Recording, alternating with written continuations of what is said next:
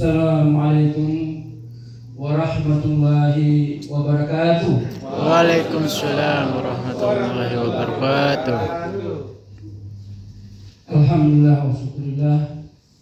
Assalatu wassalamu rasulillah Sayyidina Muhammadin abdillah wa ala alihi wa ashabihi wa mawala amma ba'du.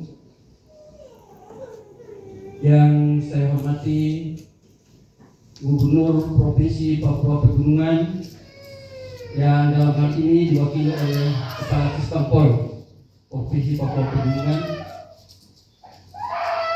Yang saya hormati Bupati Kabupaten Jayawijaya atau yang mewakili beserta jajaran Forkopimda yang hadir pada kesempatan ini, ada dari Polres, kemudian ada dari Kodim ya. Yang saya hormati Ketua PWNU Provinsi Papua Pegunungan, Bapak Abdul Kahar. Beliau ini sangat aktif sekali untuk berkonsultasi dengan PWNU berkaitan dengan keberadaan PWNU di Provinsi Papua Pegunungan. Yang saya hormati Ketua Majelis Ulama Indonesia Kabupaten Jayawijaya. Yang saya hormati Rai Surya PWNU Provinsi Pegunungan. Yang saya hormati Kepala Kemenak Kabupaten Jayawijaya. Jadi tadi pagi kita ketemu, saya bilang saya juga adalah dari Kemenak. Saya di Biro Perencanaan Kementerian Agama RI di Jakarta. Kebetulan memang diamanakan sebagai salah satu wakil sekretaris jenderal pada tanggal yang ke-34 di Lampung. Dan yang saya hormati Kepala Cabang BRI Kabupaten Jayawijaya. Yang saya hormati hadir juga di sini Ketua PKB, luar biasa Ketua PKB. Jadi PKB dengan NU ini belum dipisahkan. Karena PKB ini anak dari NU. Kita tahu lahir itu dari NU. Sehingga PKB dan NU itu tidak bisa dilepas-pisahkan karena ada historis. Kemudian yang saya hormati Bapak Hamia tadi yang disebut, yang punya hotel ini, luar biasa ini Bapak sudah bisa menyumbangkan fasilitas untuk kegiatan NU di Provinsi Papua Pegunungan.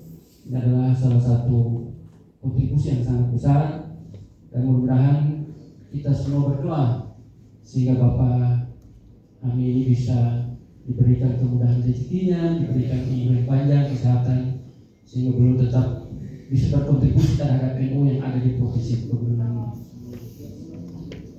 Kemudian para kiai, para masyayikh, para ulama, tokoh agama, tokoh adat. Saya lihat di sini ada Ansor, ada Banser, ada Pagar Nusa. Banser kita ini tugasnya adalah untuk menjaga kiai. Jadi kalau misalnya ada acara-acara NU, kemudian ada Banser yang berdiri di belakang, ini memang SOP-nya seperti itu. Karena tujuan daripada adanya Banser itu adalah untuk menjaga para kiai. Sehingga kalau ada Banser yang tidak bisa menjaga kiai, maka dia belum paham tentang SOP, tentang Banser. Saya perlu sampaikan bahwa kita di NU ini memang memiliki badan otonom yang cukup banyak. Kita, jadi kalau misalnya di NU ini semuanya laki-laki, kita punya perempuan NU itu adalah muslimah. Kemudian kita punya pemuda NU itu adalah Ansor. Pemuda NU kita adalah Fatayat. Kita punya mahasiswa adalah PMI. Kita punya pelajar adalah IPNU dan IPPNU. Jadi cukup lengkap organisasi NU ini dari struktur, baik secara struktur organisasi ini maupun kita punya badan-badan otonom yang mendukung aktivitas NU di semua ini.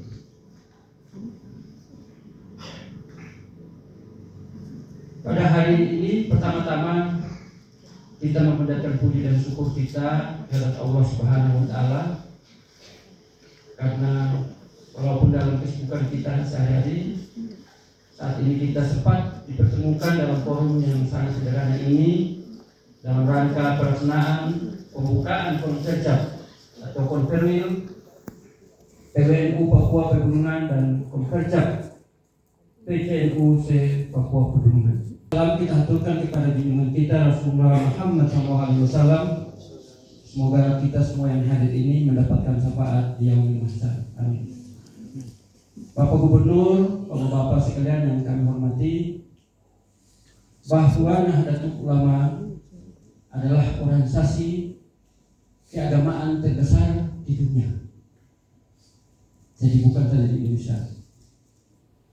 NU ini memiliki beberapa cabang perwakilan kita di beberapa negara.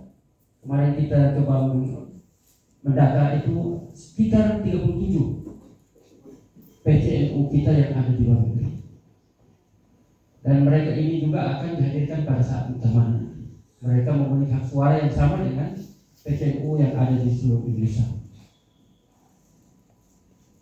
NU ini didirikan atas dasar prihatinan para ulama, para kiai pada saat zaman penjajahan.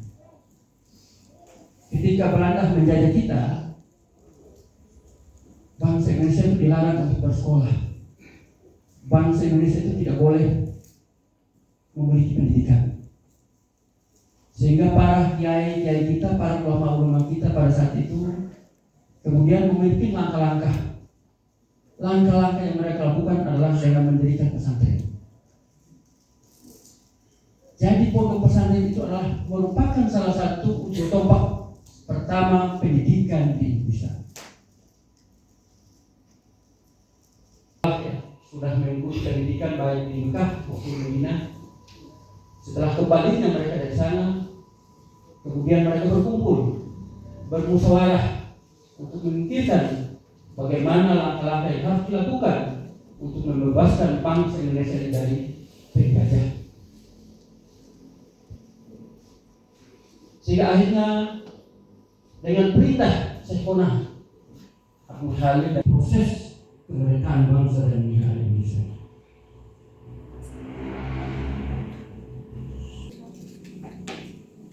Nahdlatul Ulama ini bukan didirikan untuk umat Islam, tapi Nahdlatul Ulama didirikan untuk seluruh umat manusia, bangsa dan negara Indonesia. Sehingga ketika misalnya terjadi gejolak-gejolak yang terjadi di Timur Tengah, gejolak-gejolak yang terjadi di luar negeri, NU selalu tampil ke depan untuk memberikan solusi terbaik tentang bagaimana membebaskan bangsa-bangsa yang terjadi dari penjajahan. Karena itu tampil ke depan untuk memperjuangkan hak-hak kemanusiaan.